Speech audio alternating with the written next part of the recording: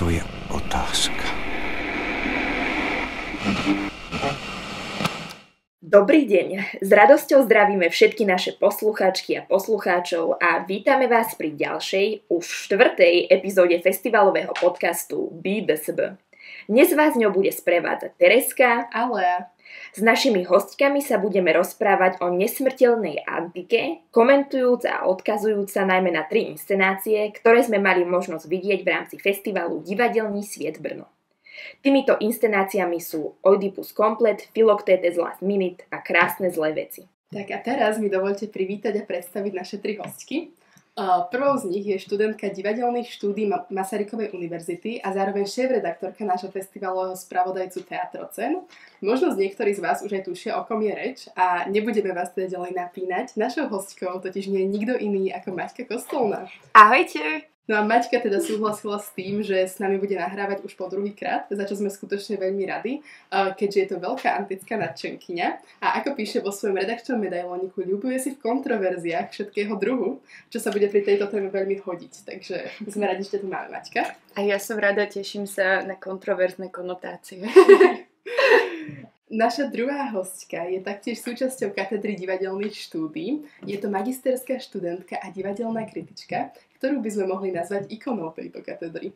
A tento rok nie je súčasťou Teatrocenu a preto si veľmi vážime, že napriek tomu prijala naše pozvanie a našla si na toto nahrávanie čas. Práve preto s radosťou medzi nami vítame Ivu Heribanovú. Ahoj Iva. Ahoj. A predstavovanie zakončíme našou 3. hostkou, študentkou strednej školy, ktorá je zapojená v programe Inside DSB, vďaka ktorému mohli stredoškoláci nahliadnúť do zákulisia príprav divadelného festivalu či podieľať sa na jeho priebehu. Sme radi, že tu s nami dnes bude aj Eliška Petrželková. Ahoj Eliška. Ahoj. Takže ešte raz ďakujem všetkým našim hostkám, že prijali pozvanie. Sme veľmi radi, že vás tu máme a poďme rovno na to. Našu diskusiu by som teda rada vykopla možno trošku prvoplánovou otázkou a síce či máte radi antiku a antické divadlo a prečo. Takže kľudne môže začať Maťka napríklad. Ďakujem, vážim si toto prvenstvo. U mňa je moja láska k antike nejak prvoplánovo podnietená mojim otcom, ktorý mi ako dieťaťu čítal pred spaním antické mýty a legendy, čo nie je teda asi úplne vhodná literatúra pre zdravý vývoj jedinca, ale nevadí, ďakujem tati. A vznikla z toho láska na celý život a veľmi ma bavia práve odveké myšlienky a odveké múdra, ktoré sa v antických príbehoch a mýtoch nachádzajú a o to palčivejšie je pre mňa uvedomenie, že koľko rokov odvtedy ubehlo a ako sme sa neboli schopní poučiť. A baví ma práve sa v tom rýpať, baví ma hľadať tam tie presahy. Myslím, že pravdepodobne antické divadlo je asi môjmu srdiečku najbližšie, tak celkovo. Takže som veľmi rada, že tu môžem byť, sedieť a hovoriť. Aj my sme veľmi radi. Ďakujeme Maťka za tieto postrehy. Určite sa im ešte budeme venovať neskôr. A ako to máš ty, Iva? No tak já si tady ve srovnání s Maťkou teď připadám jako takový fakt divák a recipient antiky amatér, protože já jsem třeba nikdy ani nečetla celého toho Petišku, kterého zmiňoval Hynek Chmelař ve Philoctetovi Last Minute a sice ho teda přejmenoval na chvíli na Patočku, ale teda šlo o Petišku a starořecké báje a pověsti, tak to jsem všechno povala spíš tak jako už třeba v nějakých jako adaptacích nebo přejatě ale jako antiku mám vlastně nějakým způsobem ráda a tím, že se věnuju divadlu, tak je to asi i nějakým způsobem nevyhnutelné, protože je to na něco, na co nějakým způsobem navazuje celé jako západní divadlo minimálně. Baví mě na antice právě to, že je tam, že ve chvíli, kdy se inscenuje nějaká buď původní antická tragédie nebo komedie, nebo už nějak jako přejatý námět, tak tam se vyjevuje úplně v základu ta otázka, proč to stále inscenovat a co to má říct dnešku. A to je nějaká otázka, která by se asi měla vyjevovat úplně u nějakékoliv inscenační volby, ale u té antiky se to vyloženě nabízí a tak jsem vždycky ráda a taková jako nadšená do toho,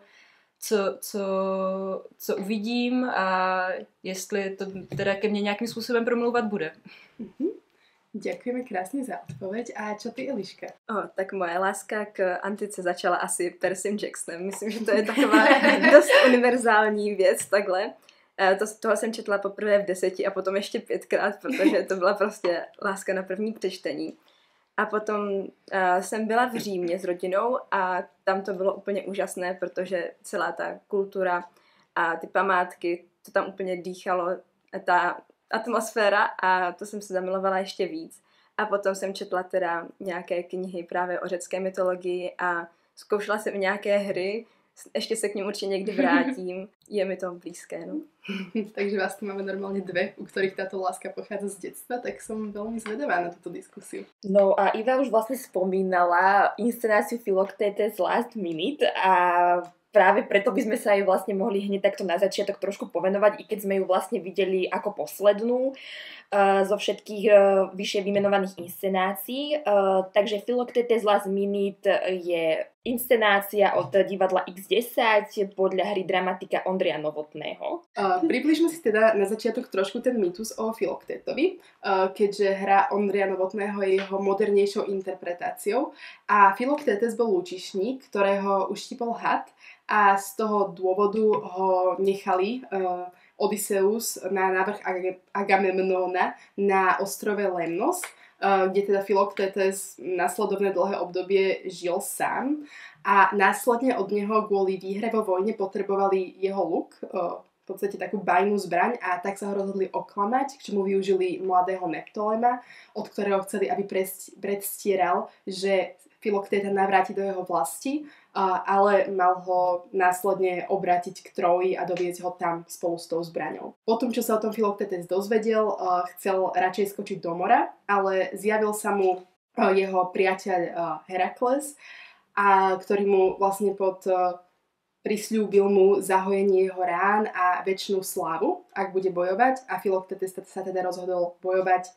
Nakoniec zastrelil aj smrteľnou ranou Parida a podarilo sa mu vrátiť sa do vlasti. Ďakujeme, Lea, za to, že si nám to takto pekne zhrnula a keďže túto inscenáciu vlastne videla Iva a ja s Leou v podstate, tak by ma teda Iva zaujímalo, že aký zážitok z tejto inscenácie zostal tebe najväčšmi rezonovať a aké témy podľa teba táto inscenácia nejakým spôsobom zobrazuje? Pro mě to byl jako opravdu skvělý zážitek po více rovinách nebo na více rovinách a zůstalo to ve mně rezonovat a pořád to ve mně jako rezonuje tím, že je to hodně čerstvý zážitek teďka z neděle a teď nahráváme v úterý. Co tam pro mě asi jako tematicky vystupovalo nejvíc, jednak to bylo jako co se týče vůbec toho zpracování, že když jsem v úvodu říkala, že mě na antice jako zajímá právě to, jakým způsobem se ta inscenační volba vůbec obhájí a jestli zvládne ten tvůrčí tým komunikovat to, proč inscenuje právě tento námět, nebo ať už je to teda jako inscenace původního textu, anebo v tomhle případě nová hra Ondřeje Novotného. A tady se to pro mě obhájilo fakt jako ve víc rovinách, jednak v rovině akcentace nějakého jako generačního sporu a toho, že je tam do popředí hodně dán Neoptolémos jako syn Achillea, jako někdo, kdo se vymezuje vůči tomu jako představě o světě a vůbec jako řízení světa a řešení konfliktů, tomu, jak to dělá ta generace jeho otce a generace těch, kdo ho dostávají do té situace, že teda musí Philokteta přemluvit a nějak se to příčí jako jeho hodnotám, ale zároveň z něho není udělaný hrdina, jako je tam velmi jasně nějak jako parodováno to, že by prostě nejradši v té situaci vůbec nebyl a neustále se mu chce zvracet nebo na záchod a furt jako odbíhá a vlastně se tam střídají hnedka 3 nejmladší členové nějak jako souboru divadla X10 tady v této roli a tím to jako akcentuje to, že je to nějaký jako generační pocit a já jsem ta generace, co tenhle pocit sdílí a vlastně i když nějakým způsobem třeba chceme protestovat vůči tomu, jak jsou věci zařízené, jak se řeší, tak zároveň ještě pořád jakoby občas se nám chce z té situace utéct a jít se koukat na Netflix nebo prostě co tam říká, že jako sledovat teda za jako Oktagon, prostě to nejlepší, sestři toho nejlepšího z Oktagonu. No ale zároveň tady tenhle ten jako generační nějaký konflikt, který je jako vlastní jako podstatě většině jako těch antických námětů, a teď to zase říkám jakoby z té pozice jako diváka a čtenáře amatéra, kdo to fakt jako nemá načtený a nebyla bych schopná jako určitě zrekonstruovat to, co se tam v jednu chvíli jako po divácích chce, že jako zrekonstruovat ten řetězec toho, kdo zabil koho a tenhle byl zabit tímhle a ten byl potom zabit tady tímhletím dalším člověkem nebo bohem, polobohem, těžko říct. A tak to bych opravdu nebyla schopná jako zrekonstruovat, ale vždycky je tam nějaký takovýhle jako generační rozpor, ale právě tady je jako skvěle obhájený v případě Filoktéta to, že se to odehrává jako ve světě, který je jako plný konfliktů a my jako naše generace jsme do toho světa konfliktů a krizí tak jako vrženi a samozřejmě, že se to netýká jenom naší generace a dělo se to všem těm generacím před námi, ale jako vždycky je to jako samozřejmě to nejvíc vnímáme sami na sobě a teď to není teda jenom trojská válka, ale je to spousta dalších válečných konfliktů a takových situací, kdy nás prostě jímá jako beznaděj často. Teď jsem se tak jako rozpovídala, ale jakoby všechny tyhle témata tam jsou hrozně přítomný, hodně silně přítomný. Pořád to ve mně tak jako rezonuje, tak proto asi takhle jako do takový šíře různých témat směřujú. Veľmi pekne si to zhrnula, Iva, a myslím si, že si sa dotkla podľa mňa všetkého takého naozaj podstatného, čo a ja osobne som vnímala v tej inscenácii. Keďže si to ty, Lea, videla, chcela by si sa k tomu ešte nejakým spôsobom vyjadriť alebo niečo doplniť, možno čo bol pre teba taký najsilnejší zážitok? Tak ja veľmi súznem s tým všetkým, v podstate to, čo Iva povedala, tiež si myslím, že to veľmi pekne zhrnula. Mne v podstate príde, že to celkovo tak veľmi pekne nejako zastrešuje celá tá inscenácia, to, čo nám tá antika vie dnes v podstate dať ešte, alebo akým spôsobom sa vie nejako práve tá súčasná doba skrz ňu alebo na nej ilustrovať, čo podľa mňa vychádza práve z tej nejakej základnej premisy, že zobrazuje človeka ako chybujúcu bytosť a v podstate neustále chybujúcu. Príde mi práve, že také nejaké univerzálne skúsenosti alebo univerzálne črty ľudskej nátury boli práve v tom Filoktetovi tak veľmi pekne, to je také veľmi akože paradoxné slovo v tomto kontexte, ale akoby tak veľmi nejako rafinovane podtrhávané. Napríklad práve pre mňa v tom Filoktétovi ako jeho postave sa strašne zmotňovala tá túžba pomoci a v podstate čo je tiež takým veľmi hnacím motorom konfliktov aj v dnešnej dobe práve tým, že on na konci sa už ako taká skrachovaná existencia v podstate v takej nejakej samote napriek všetkému rozhoduje, že teda ide bojovať a chce tu slávu. A takýchto vecí je tam neskutočne veľké množstvo. Já možná v tomhle, co říkáš, bych určitě zdůraznila to, jak je jako celý soubor X10 hrozně dobrý tady v tomhle jako ukazovat ty přesně jako črty těch jako lidských charakterů, který jsou nám jako známí z běžného života, ale potom jsou jako aplikovaný takhle buď na jako tu mytologii, ale najednou jako tím, jakým způsobem to hrají a interpretují ty postavy, tak to činí hrozně současným a to jsem možná jako taky do toho chtěla vtáhnout ještě kontext toho, že ve mně ta inscenace hodně rezonovala i v návaznosti na Destrukci, adaptaci románu Stanislava Billera, kterou jsem měla možnost vidět na festivalu v Kutné Hoře a nějakým způsobem vnímám nějakou návaznost mezi těmito dvěma inscenacemi, mezi Destrukcí a Filoktétem, že Destrukce sice to bere z té druhé strany, jakoby vyloženě vykresluje nějaký jako současný svět, který je tak jako hyperbolizovaný, ale taky se tam jako objevují nějaké takové antické typologie postav. Zase je tam nějaký jako generační rozpor, ale i třeba jenom jako geografický rozpor toho, jak jako různé sociální skupiny lidí v závislosti na tom, kde se nachází, nějak jako interpretují si ty krize a vnímají je jako odlišně vážně. To ve mně nějakým způsobem taky rezonuje. Ja ešte za seba môžem povedať poslednú nejakú vec, kým sa dostaneme k ďalšej otázke a necháme teda priestor aj našim ďalším hostkám. Pre mňa silná nejaká téma, ktorá tam taktiež rezonovala, bol vlastne ako keby ten opustený ostrov a nejaká túžba tých ľudí po nejakom ako keby all inclusive, ale vlastne pokojnom mieste, že kde máme jednoducho všetko, ale kde nám nič nechýba a zároveň proste ako keby žijeme tam v miery, žijeme tam v nejakej harmónii, ako presne na tej dovolenke, to je jednoducho nejaký iný svet, ktorý my vlastne pravidelne aspoň raz do toho roka sa snažíme navštíviť, aby sme sa proste absolútne uzavreli od tej nejakej spoločnosti a všetkých tých vecí, čo sa deje, alebo ktoré sa teda dejú, čo vlastne ten Philoctetes tam bol doslova ako keby nedobrovoľne privezený, ale zároveň ako keby nechcel už ďalej bojovať tam na konci a už si povedal, tu vlastne už som tu síce sám, ale vlastne už nepoznám ten okolitý svet a nechcem vlastne ako keby ani do ňoho vstupovať a nechcem vlastne byť súčasťou tej vojny. Samozrejme potom prísľube tej moci, nejakej slávy, ale vlastne aj zlepšenia jeho zdravotného stavu, čo je podľa mňa veľmi validné, keď ti je zle chcieť vlastne, hlavne po tej zdravotnej stránke, mať sa lepšie, tak potom súhlasil, ale vlastne to vidím ako aj v tej mladšej generácii, že vlastne chcel tam s ním ostať ten, ako sa volal?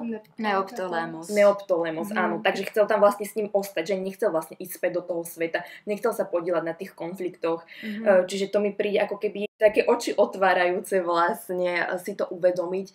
A ako X10 pre mňa vždycky má tak zaujímavé vyriešený aj ten vizuál proste a využíva tam jednoducho tú projekciu, live cinema, zaujímavo vždycky a veľmi minimalisticky poníma tú scenografiu aj nejako v súvislosti s tou živou hudbou a tak ďalej. Čiže toto celé pre mňa nejakým spôsobom veľmi fungovalo a naozaj, keďže sme sa o tom takto rozprávali, tak to bol silný zážitok, určite pre nás všetky. Ďakujem, Tereska, za tento postreh alebo náhľad. Ja by som sa len práve chcela ešte vyjadriť k tomu vizuálu, že mne tiež prišlo veľmi fascinujúce, ako to bolo vo svojej podstate veľmi práve minimalistické, ale zase to fungovalo nejako vo všetkých prvkoch a na všetkých úrovniach, že už len tá plošina samotná nejakým spôsobom bola zrazu tým ostrovom, do toho tam vzadu boli tie projekcie a vlastne aj tie postavy samotné, tak pre mňa veľmi vystihovali proste nejakú takú tú tému, že ako je to celé už jedna veľká skrachovaná party tuto v podstate tým, že boli celí takí lesklí a farební a aj to ich oblečenie bolo ako keby pozliepané z mnohých iných kusov. Celkově se tam opakoval takový jako motiv nějaký pokřivenosti, že vlastně nic tam nebylo jako souměrný nebo nějak jako esteticky jasně vyměřený, že všechno bylo nějakým způsobem jako nakloněný, nebo vlastně tím, že ta projekce šla přes ty jako takový ty třásňovitý jako závěsy, tak byla hrozně pokřivená neustále, jako zmnožovaly se tam oči těch postav v té projekci a to stejný přesně v těch kostýmech, co bylo takové jako okula hodící v té jako nesouměrnosti a akcentaci toho tématu. Ďakujeme našej hostke Ive za veľmi zaujímavé perspektívy k tejto inscenácii. Myslím, že vážne cítime, že v nás veľmi rezonovala a verím k tomu, že možno pri nejakej inej otázke ešte budeme nejakú problematiku na nej ilustrovať. Ale teda ja by som sa spýtala teraz trošku tak všeobecnejšie, ako vnímate vplyv antiky na súčasné naratívne štruktúry, napríklad s ohľadom na archetypy alebo práve vo všeobecnosti tým v literatúre alebo v nejakých iných umeleckých dielach. Ja ten vplyv vnímam, určite ho vnímam a vnímam ho veľmi silný, nakoľko ono veľmi práve inscenácie Krásne zlé veci o tom pojednávala, alebo teda pre mňa je toto, z čoho som sa tam najviac na tom chytila. A príde mi tá archetypálnosť ako termín úplne ideálny v tomto kontexte, nakoľko fakt odrazím sa od tých ženských hrdiniek a trošku od tej ženskej feministickej perspektívy, pretože posledné dni si to veľmi mentálne idem. Príde mi práve, že tá antika nasádza taký ten ideál tej ženy trpiteľky, ktorá keď aj niekoho zabije, tak je to vykreslené ako najväčší démonický skutok. Ale ja neviem, to, že napríklad Oidipus ide do susedného kráľovstva a zabije ten kráľ, o ktorom nevie, že je kráľ, tak to sa nerieši. To je to, že niekoho zabil. Ale ja neviem, keď Klitejmestra zabije svojho manžela, pretože sa k nej chová ako k poslednej handre, tak to už je potom demonická žena a zlá manželka a zlá matka a všetko. Takže táto archetypálnosť tam podľa mňa je evidentná, je viditeľná a čo je na tomto desivé, čo možno naviažem aj na to, čo som hovorila predtým, že tá archetypálnosť z tej antiky pretrváva v mnohom dodnes. A to je asi smutné, no. Áno, určite súhlasím s týmto, Maťka, že to vlastne nadobúda práve. No, mám pocit, že skôr tie negatívne konotácie vlastne pretrvávajú. Čo si o tom myslíte vy, naše ostatné hostky, napríklad Eliška? Já souhlasím s Maťkou, že jakože taky to vnímám, i vlastně nějaké ty jestli se dají říct, stereotypy tady z tohoto přetrvávají. Já jsem si teda původně nevěděla, co je úplně archetyp, takže jsem si toho dohledávala. Třeba tady Héra zobrazuje, jako bohyně zobrazuje třeba nějakou roli matky a ta určitě potom je dále taky v té moderní literatuře nebo takto využívaná. Nebo vlastně archetyp toho hrdiny, jako třeba nějakého Achilla, tak může být hrdina v jakékoliv další jako fantasy knížce nebo takto. Áno, ďakujeme Eliška za túto perspektívu. Teda ešte by som sa spýtala i vy. Určitě jako podepisuju, co říkali holky a taky ten jako vliv cítím jako velmi silný, ale možná ho cítím spíš tak jako všeobecně, že to je vliv toho, jakým způsobem už více jak 2000 let, více jak 3000 let utváříme jako příběhy, jako naše společnost a jakým způsobem jako pojímáme role různých lidí a jak právě vzhledem k tomu, že prostě jsme už velmi dlouho patriarchální společností, tak přesně jako vykreslujeme nějakým způsobem ženy a jiným způsobem muže a je to něco, co tady ty příběhy jako konzervují v sobě, nějak to jako nějak tím, že jsou nějaké příběhy kanonizované a nějaké jsou zapomenuté, tak je to vlastně jako hodně neodmyslitelný vliv a nejen právě jako toho antického období, ale v podstatě všech období, jako který máme za sebou. Ak by som k tomu mohla ja ešte niečo dodať, pretože už sme tu naťukli nejakú vlastne feministickú možno perspektívu, aj vlastne celú tú problematiku. A teda za chvíľku premostím aj k ďalšej otázke, pretože si myslím, že nám to takto výborne sadlo. Ale ja by som chcela ešte doplniť k tým archetypom, že keď si porovnám nejaké akoby zobrazenie napríklad tej ženy práve v antike a potom v kresťanstve, čo sú veľmi vedľa seba blízke obdobia, tak jednoducho ja vidím, že v tej antike sú ženy zobrazené ako vlastne s plným nejakým, môžem povedať, repertoárom emócií jednoducho. Oni jednoducho sú zobrazené ako silné, ako božské, ako múdre, aj ako krásne, môžu byť vlastne hysterické, šialené, zabíjať pre lásku a tak ďalej. A vždycky síce na to doplatia, z hľadiska toho, že žijú v tej patriarchálnej spoločnosti, ale pre mňa je veľmi zaujímavé vidieť, že už ako keby toto si oni môžu dovoliť. Je to tam napísané a takto sú vlastne prezentované. Síce všetko, s čím ste vypovedali, ako keby súhlasím, ale zároveň vlastne oproti tej kresťanskej spoločnosti tá žena si mohla dovoliť byť ako keby čokoľvek a potom boli za to jednoducho nejaké dôsledky. Áno, Maťka? Ono veľmi záleží na to, odkiaľ pochádza mýt. Či sa bavíme o Aténach, či sa bavíme o Tébach, alebo o Troji. Ono veľmi, alebo o Sparte, napríklad Spartský polis a celkovo Spartská spoločnosť uctievala ženy skrze práve to materinstvo a práve ten archetyp tej matky, ako tu bol spomenutý. A veľmi mi ale príde v tomto kontexte dôležité, že nie každý antický dramatik vedel napísať ženskú postavu. Ja teda súhlasím, že najkrajšie ženské postavy v antike písal Sofokles, pretože tam nech sa pozrieme na Antigonu, ja neviem, nech sa pozrieme na Elektru, tak majú hĺbku. Nie úplne zvyšok chalanov tam dramatikov z doby antického Grécka.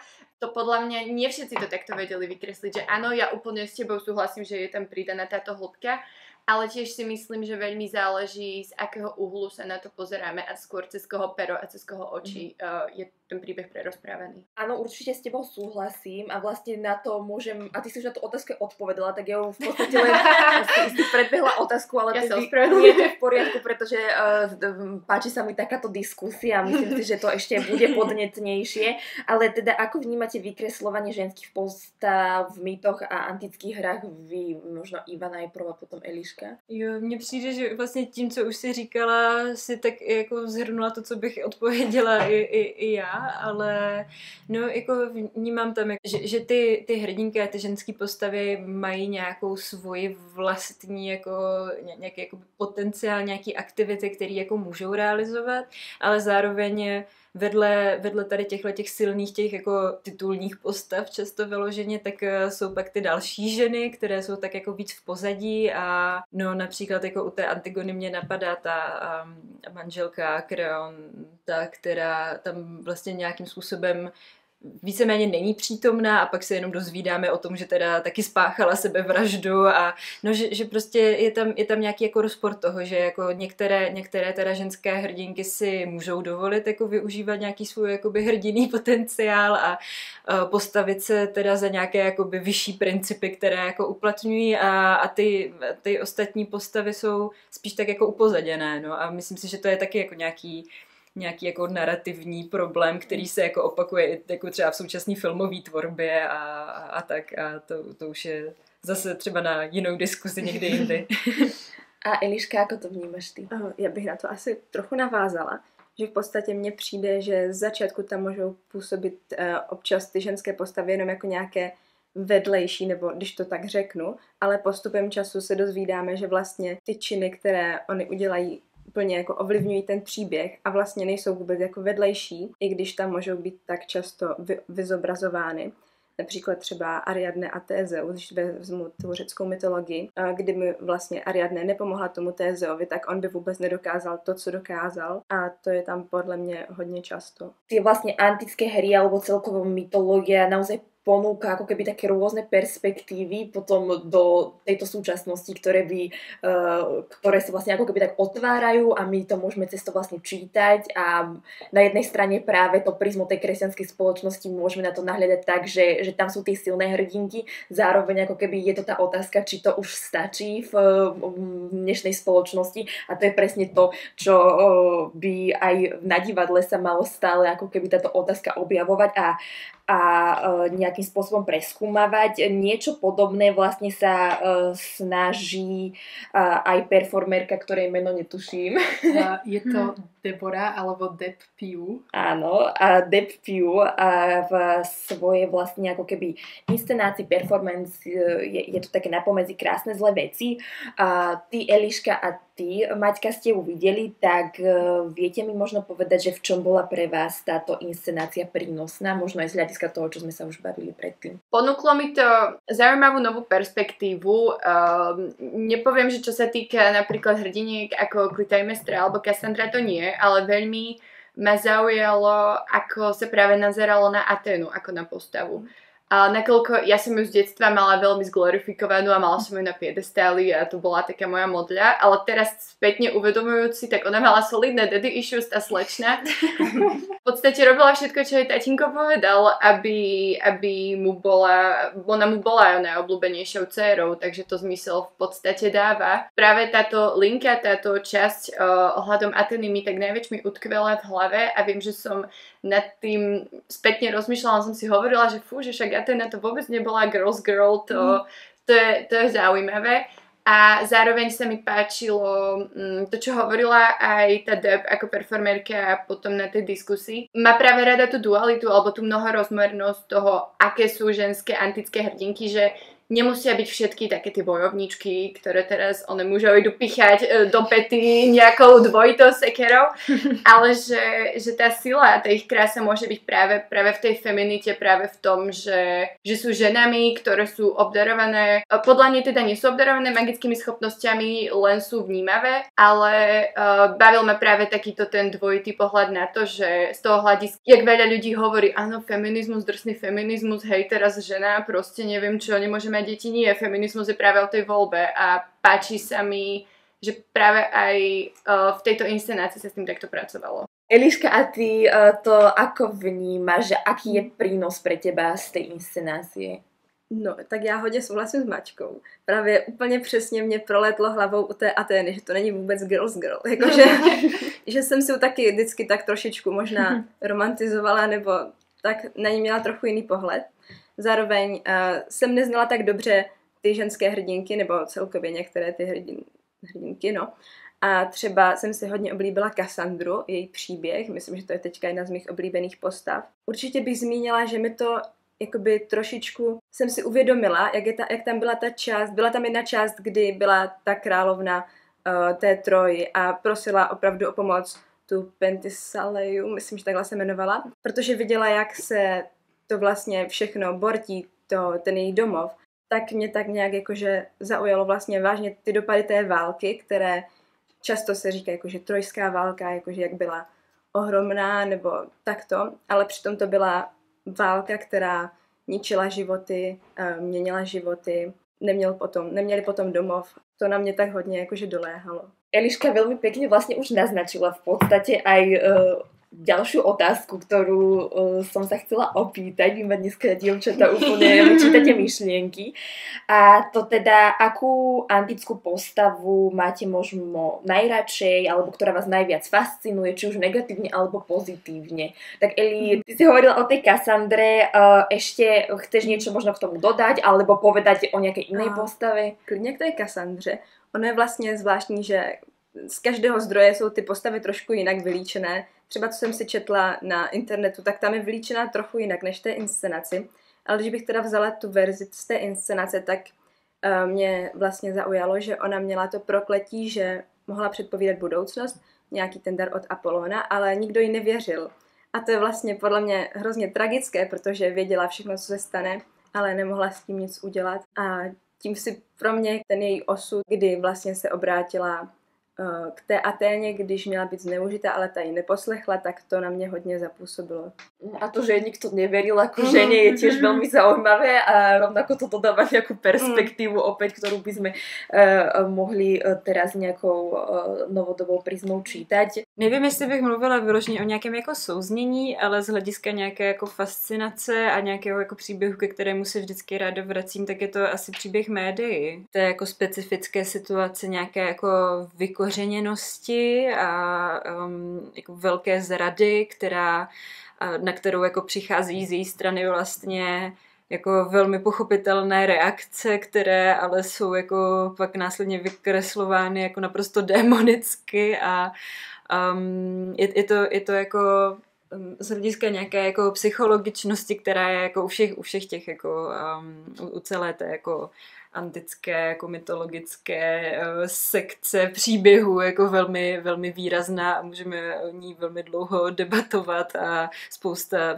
před námi už jako to různě rozvíjela tady ty polemiky, tak u té médii je to o něco víc zajímavé než u jiných postav. Tak. A asi všetky, čo tu sedíme, súhlasíme, pretože keď si povedala slovo alebo teda tú postavu média, tak sme všetky pokývali hlavou. Takže myslím si, že zdieľame tvoj názor osobne tiež. Médiin príbeh mi asi taký najbližší alebo najfascinujúcejší. A ty, Maťka? No, ja mám nesmiernu slabosť na celú rodinku vrahov, počnúc Agamemnonom, Klytaimnestrou, Elektrou a Oresteom. V podstate celá táto trilógia, celý tento príbeh mi je od malička najbližší. Fascinuje ma práve naskrze tú odvrátenú stranu nejakého ľudského podvedomia a toho, čo sme ochotní spraviť pre lásku toho druhého a aké je tá láska vlastne zvrátiteľná alebo ako ovplyvňuje ľudí až fakt takým demonickým spôsobom. Veľmi ma baví práve aj naskrze túto trilógiu čítať rôzne súčasné alebo novšie prevedenia a baví ma ako tento spor alebo tento odveký príbeh má v podstate presahy, či už je to do psychoanalýzy alebo do nejakých iných sfér, ktoré sú v podstate možno priamo aj súčasťou dnešnej popkultúry. Takže tento vrahoňský príbeh je môjmu srdiečku najbližší.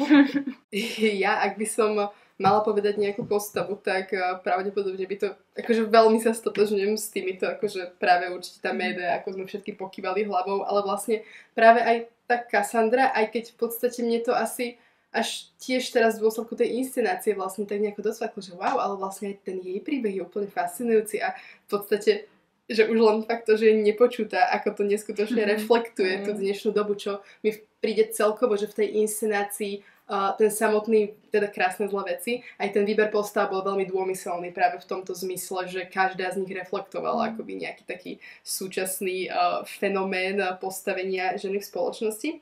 Ale aby som sa vrátila k tým postavám, tak aby som to trošku možno rozbila a nebola to teda ženská postava, tak ja by som povedala, že ako aj keď to možno nemožno nazvať vyslovene postavou, alebo teda to závisí, tak vo všeobecne prvok chaosu v antike. A ako už len to, že na počiatku je chaos, ktorý niekde je síce interpretovaný ako postava, alebo taká nejaká jednotlivejšia entita, ale zase v niektorých verziách je to práve skôr niečo také všeobjímajúcejšie, ale zároveň roztrieštené stále. tak mi príde, že to veľmi práve súvisí aj s tým, ako tá antika nepochádza z nejakej vyslovene jednej morálnej pravdy, alebo že aj keď je tam prítomná nejaká osudovosť, alebo nejaký taký řád vecí, tak v podstate už len to zobrazenie toho, že aj tí bohovia, aj úplne všetky tie prvky toho sveta môžu byť omylné, tak celý ten svet vlastne v tomto poňatí vyznieva tak nejako väčšmi ľudskejšie a v podstate aj smutnejšie v určitom zmysle, ale vlastne ak to zase porovnáme s nejakou tou západnou kresťanskou tradíciou, vlastne si myslím, že človek sa vie viacej stotožniť práve s takouto nejakou fragmentovanou pravdou ako s nejakou práve jednou univerzálnou entitou, ktorá stala na počiatku a nejako morálne to celé zastrešuje. To bolo trošku tiež také all over the place, ale tak snáď ako tak pochopiteľné. Takže ďakujem za tento priestor. Aj si už môžeš rovno nechať slovo. Tak ja si ho teda nechám a presuniem sa zase o trošku ďalej a dotkla by som sa teda inscenácie Oidipus Komplet.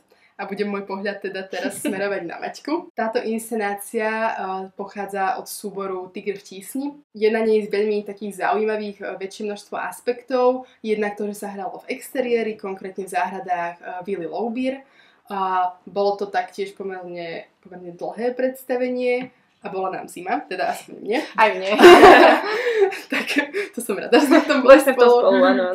Mali sme deku teda, ale aj tak to moc nepomohlo. Tá dĺžka sa odviala od toho, že šlo o snahu zahrať naraz v nejakej forme kompletnú oidipovskú trilógiu.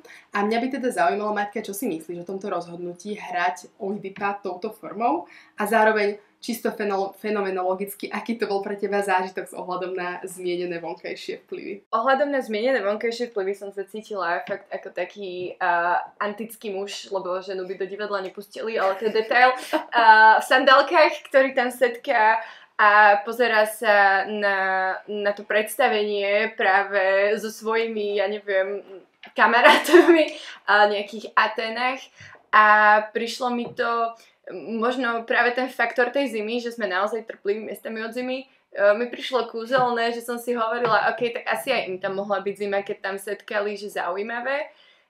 Zároveň si ale trúfnem povedať, že tá dĺžka toho predstavenia bola možno trošku príliš, ale nenudila som sa. Samozrejme boli tam momenty, ktoré mi prišli zvládnuté lepšie, momenty, ktoré už až tak dobre zvládnuté neboli. Tak celkovo to hodnotím v podstate veľmi, veľmi pozitívne, pretože vždy som mala nejaký taký menší sen vidieť celý tento Oidipov príbeh ako komplet, čo sa mi podarilo, aj keď akoby tá tretia časť je taká diskutabilná, ale nakoľko to mi prišlo väčšmi skôr ako taký režijný sen, alebo nejaký... Viem si predstaviť, že tá režisérka, myslím, že to bola, o tom snívala od malička, že to nejak takto spraví, alebo že práve tá konotácia nejakého kontaktu Antigony a vyhnaného Oidipa, že jej nejak tak akoby stagnovala v hlave a že sa to rozhodla práve takto scenicky vyjadriť. Ale overall bol to veľmi príjemný, veľmi pekný zážitok, veľmi vtipný zážitok. V podstate som veľmi rada, že som to videla, že sme to videli spolu, aj keď nám bola zima. Maťka, koľko trvalo to predstavenie? 3 hodiny. Aby ste aj naši posluchačky vedeli, koľko vlastne dievčatá boli v tej zime, tak to bolo 3. Aby ste sa vedeli napojiť na tento náš 3 hodiny zážitok. bez prestávky. Bola tam jedna taká pseudoprestávočka, ale inak nie. Inak to šlapalo.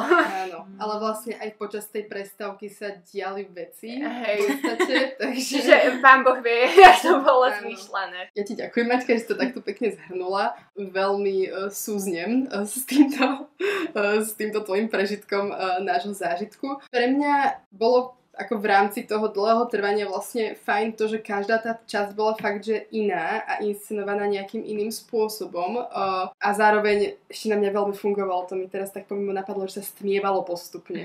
To potom tým, že to končí takým tým scenickým tancom, tak vtedy už bola úplná tma a zase úplne inak to vyznievalo a rezonovalo.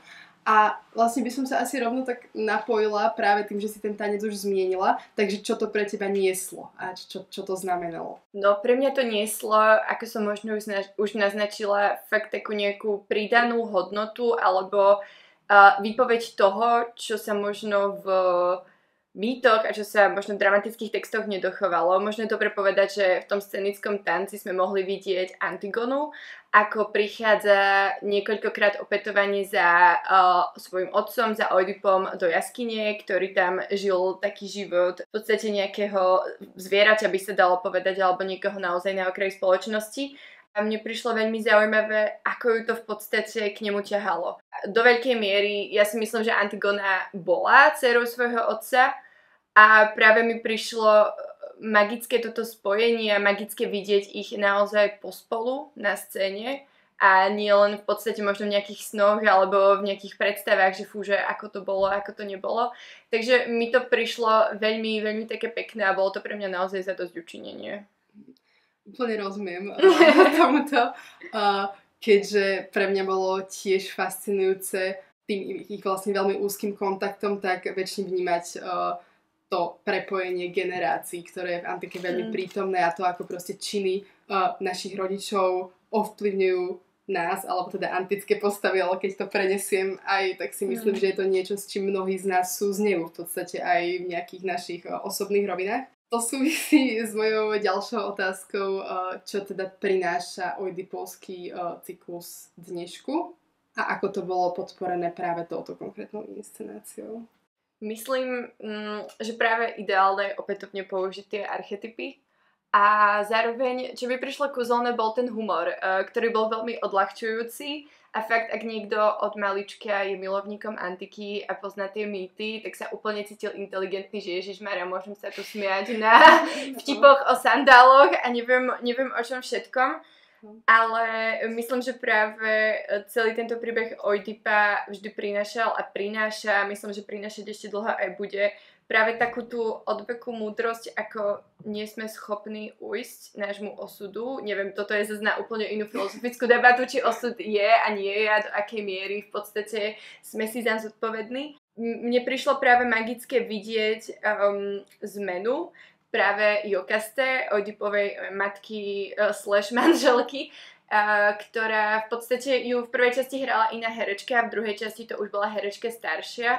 A fakt veľmi tam hrali s takou nejakou jej aurou, náturou takej milvky a v podstate aj skrze to, že ona nevedela, alebo teda tušila to, ale nevedela, že je naozaj jeho matkou, tak sa k nemu správala veľmi materinsky, že mu dávala tak pohlavky, ho tam proste naháňala, tu si sadni, tu budeš sedieť a ja som sa naozaj úprimne pobavila práve na takýchto tých detailoch, ktorých tam bolo nespočetne veľa a bolo to podľa mňa skvelé.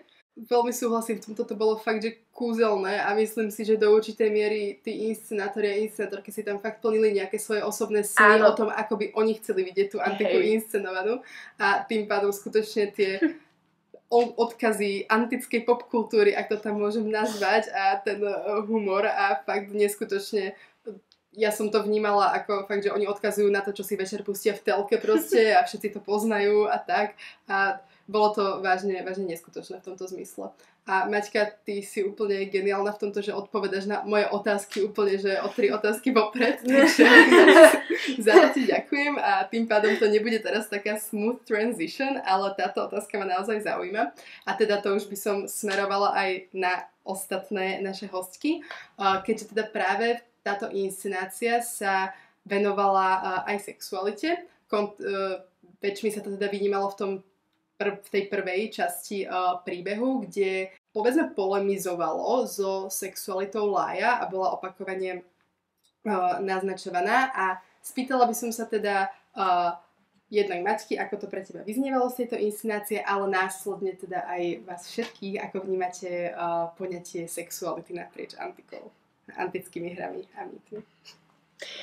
No, v kontexte toho Oidipa a celého toho kompletu mi to prišlo naozaj kúzelné, presne ako si Lejk hovorila, že tam si inscenátori plnili svoje antické sny, tak si práve myslím, že je dobré toto prizvukovať mnoho nenávistným ľuďom, že už v antike máme v podstate dochované nejaké príbehy a možno povedať udalosti je zlý termín, ale vieme o tom, že homosexualita sa tam vyskytovala, zároveň vieme o tom, že každý nejaký, alebo no nie každý, ale takí tí vzdelanejší, starší muži mali vždy svojich mladých učňov, kde je vo veľa zdrojoch práve opísané, že to učenie prebiehalo na rôznych rovinách, či už fyzických alebo psychických. A práve tým, že v tomto prípade a v tom Oidipovi sa s tým hralo, že zase Aras to bol starší muž a v podstate nejaký názročný, pekný, mladý, neviem, adonínsky typ, tak mne to veľmi práve konotovalo celú túto sféru takého toho staršieho muža, od ktorého sa my máme niečo učiť, ale teda v prípade Laia ten muž, od ktorého sa bohužiaľ zosnulý potom princ mal niečo učiť, nebol úplne dobrým človekom. A aj to sa môže stať, aj to je život, no bohužiaľ. To sú opäť všetky tie univerzálne veci, ktoré nám prináša antika, takže ďakujem ti, Maťka. Ako to vidí Iva? No, mě asi co se týče jako stránky sexuality, tak jakoby v antických hrách obecně, tak pro mě v tomhle byl a obecně jako v náhledu na antiku jako neskutečně přínosný seminář, který jsem měla tady na katedře s Eliškou Kubartovou.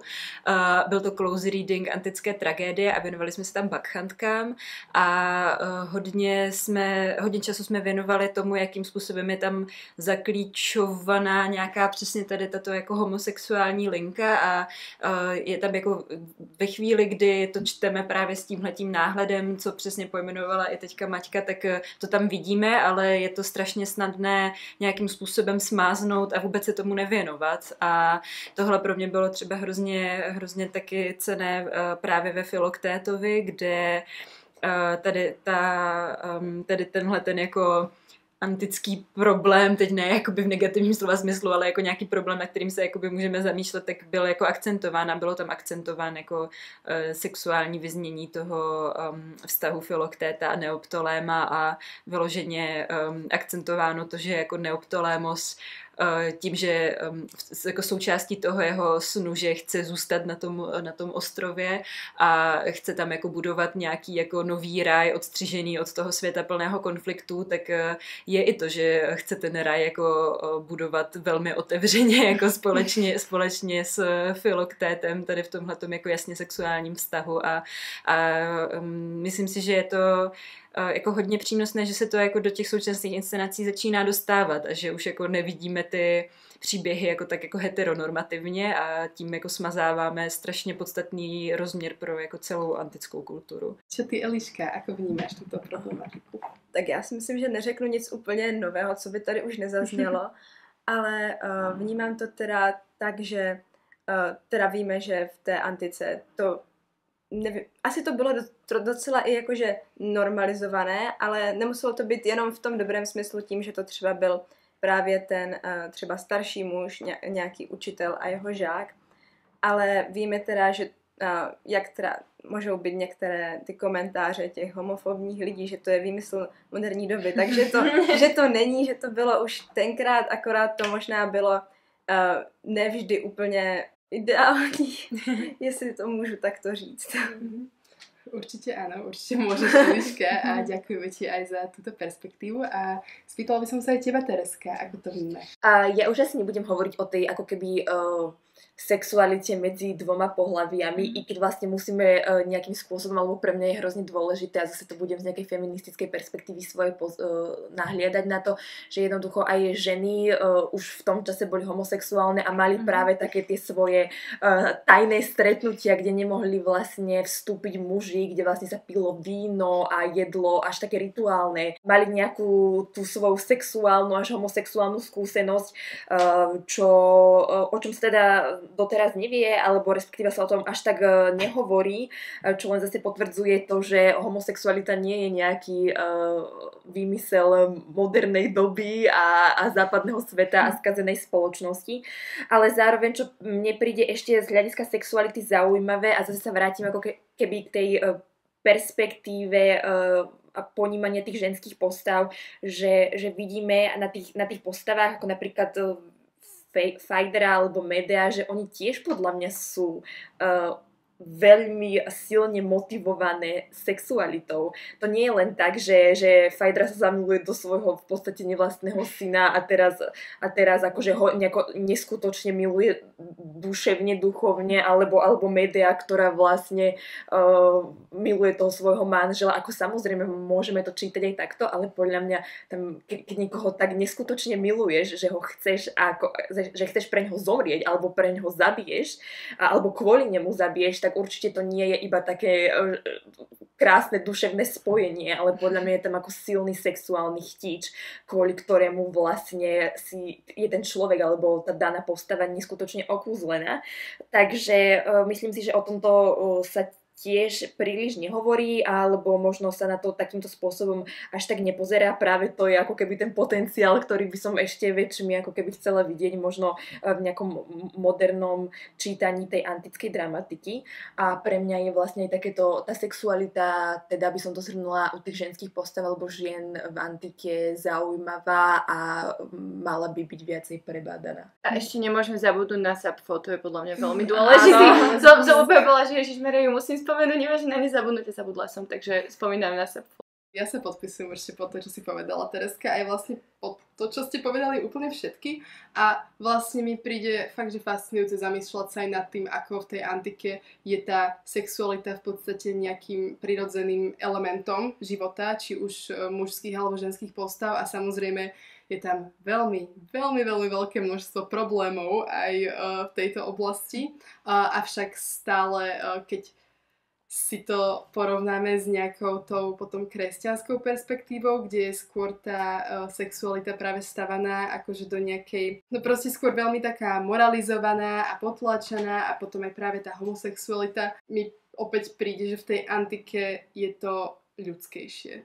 Celé ponímanie tejto problematiky, napriek tomu teda, že netreba opomínať tie problematické pasáže. No ten patriarchát, ktorý tam je vlastne. Daj im, Tereska, daj im. A nezmenilo sa to doteraz, takže vlastne v tom je to vlastne neskutočne univerzálne. Takže na základe toho, čo ste už všetky povedali, alebo sme si spoločne pomenovali, by som sa asi konkrétnejšie spýtala, aby sme si to ešte nejakým spôsobom doslovili, že ako podľa vás inscenovať antiku dnes a prečo? Tak já začnu asi tou druhou otázkou, že proč.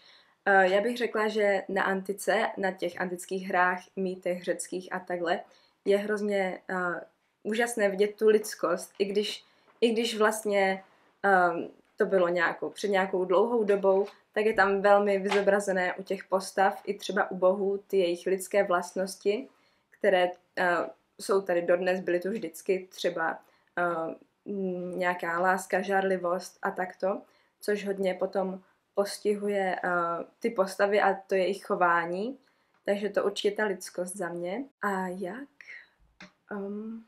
To bych klidně přenechala, jestli můžu. Jasné, určite musíš odpovedať na všetko, je to úplne v poriadku.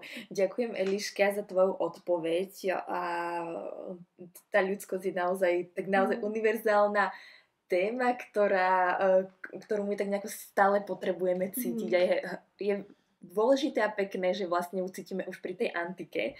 Iva, ty si myslíš čo?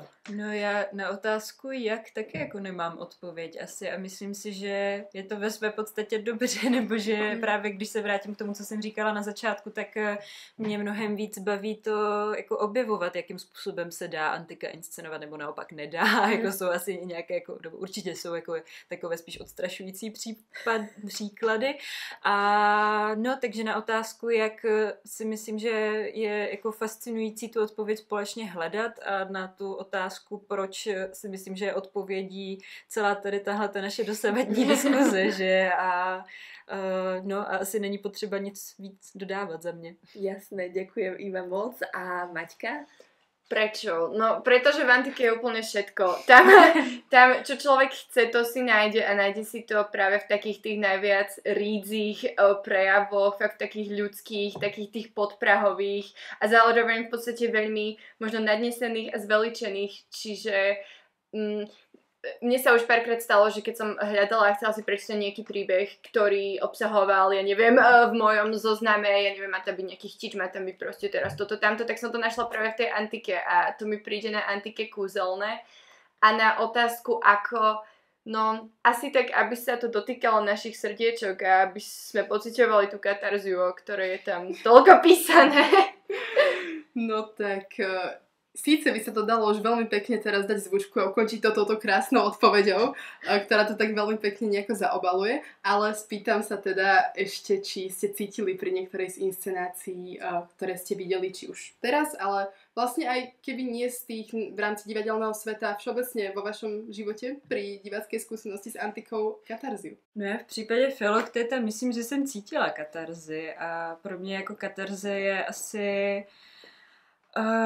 jako pro mě katarze nastává ve chvíli, kdy jako vyloženě fyzicky cítím, že se mnou něco rezonuje a zrovna u toho Filoktéta se tam s tou rezonací jako pracuje jako z hlediska té hudební složky jako velmi silně už od začátku, kdy jako Filoktétes, nebo teda Jan Barta jako Filoktétes nejdřív jako hodně dlouhou dobu sedí na straně jeviště a hraje na bicí soupravu a potom to tam jako nějakým způsobem vstupuje opakovaně a buduje tam nějaký jako silný rytmus, který pro mě je vždycky nesmírně podnětný a drží tu moji jako diváckou pozornost neskutečně, kdykoliv je takovýhle nějaký rytmus budovaný a nakonec to ústí v takový jako takovou tragikomickou kapelu interpretující protest song Zombie od Cranberries. Pro mě ta katarze nastává právě ve chvíli, kdy jako cítím takhle velmi fyzicky na sobě ten divácký zážitek a zároveň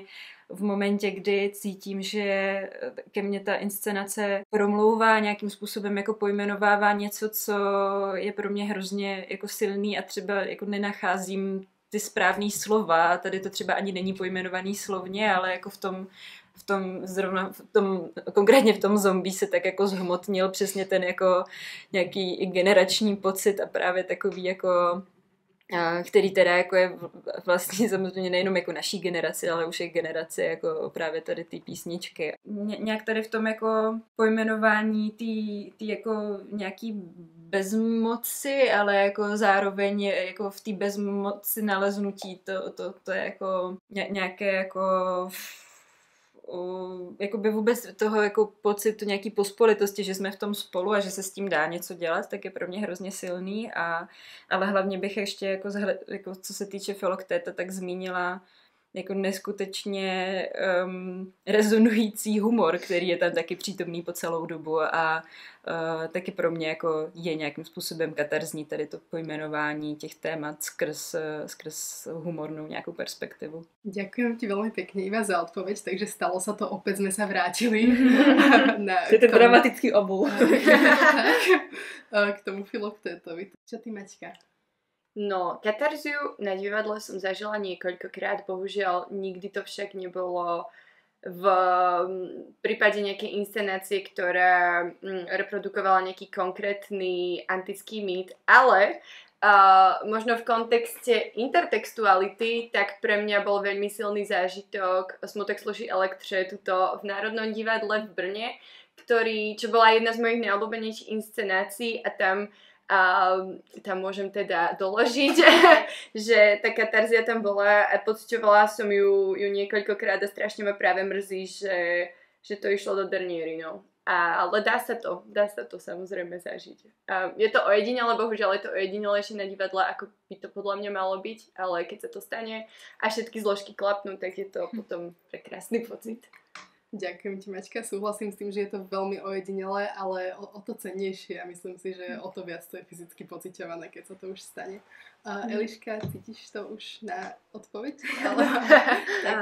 No já bych řekla, že jsem taky úplně necítila právě u toho antického, což mě trochu mrzelo, ale ono se to nedá nějak vynutit, ale určitě mě jakože zaujaly ty příběhy tím, jak byly přednesené tou Deb a bylo to veľmi zajímavé v tomto ohledu. Ďakujem veľmi pekne Eliške za odpoveď a spýtam sa ešte Teresky. Tereska, mala si katarziu v poslednej dobe alebo v dávnejšej dobe? Mne sa veľmi páčilo všetko, čo vlastne povedali dievčatá predo mnou a vlastne tá začala som ešte nejako inak, alebo lepšie som si pre seba doslovila, že čo pre mňa tá katarzia je. Je to naozaj nejaké pohnutie, ale je to nejaké pohnutie duševné, že niečo má na mňa taký neskutočný efekt, že to pohne s mojou dušou.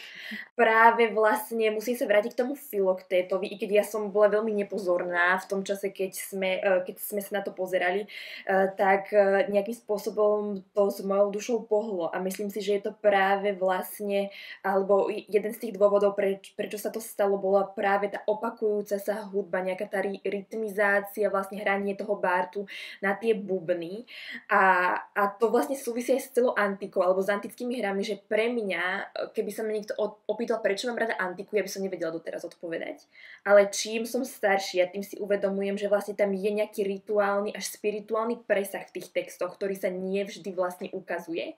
A možno práve preto som mala ako keby, keď som ešte antiku alebo tie antické dramatické texty nepoznala, tak som jednoducho, mne sa to nedotýkalo, pretože ja som nepoznala, že tam ide, a možno je to veľmi dôležitý aspekt, práve to božstvo, vzývanie tých božstiev a to pre mňa je niečo naozaj kúzelné, niečo magické, čo so mnou vlastne dokáže hýbať. Práve možno vďaka tej hudbe, ktorá sa tam dokáže použiť, alebo iných princípov. Len tá hudba mi teraz vlastne napadá, pretože kedysi bolo to antické divadlo naozaj hudobnejšie, ako sa teraz prezentuje. Takže Filoktétes je, vraciam sa na začiatok, naozaj pre mňa skvelý divacký zážitok, ktorý pohol s mojou dušou a želám si, aby sme teda mohlo niečo s našou dušou hýbať častejšie a viackrát na tom divadle. Ďakujeme, Tereska, za túto krásnu bodku, za touto dnešnou diskusiou. Ja už len doslovím to, že áno, aj mojou katarziou bol Filoktétes a to pofiderné zaspievanie zombie na konci bolo niečo, čo sa ozývalo celým mojim telom ešte dlho potom, čo som vyšla zo sály a teda som rada, že to bol nejaký zdieľaný zážitok. Ďakujeme ešte raz našim hostkám. Dnes tu s nami boli Maťka. Ahojte a prajem príjemnú chuť k opätu. Ďakujeme aj Ive. Já moc děkuji za pozvání a těším se na nějaký další diskuze. A taktiež sme radi, že za nami z diaľky prišla aj Eliška. Já děkuji, že jsem tady mohla být.